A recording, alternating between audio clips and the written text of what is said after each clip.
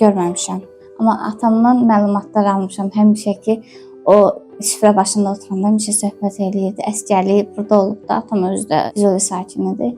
Yəni maraqlı gəzməli yerləri olubdu, üzümçülüklə məşğul olubdu, pambıq zavodları olubdu, onları deyirdi. Yəni çox gözəl olub da Füzuli. Düzdür, indi də gözəldir. O vaxt ayrı gözəl imiş də. Bura köçdük. Özüm tibb bacısıyam.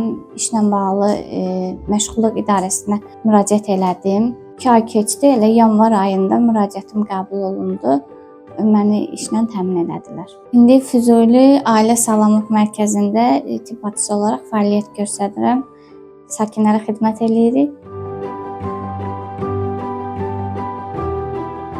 Ali Baş Komandamızın Allah canını sağ eləsin, şəhidlərimizə Allah rəhmət eləsin, qazilərimizə də can sağlığı versin.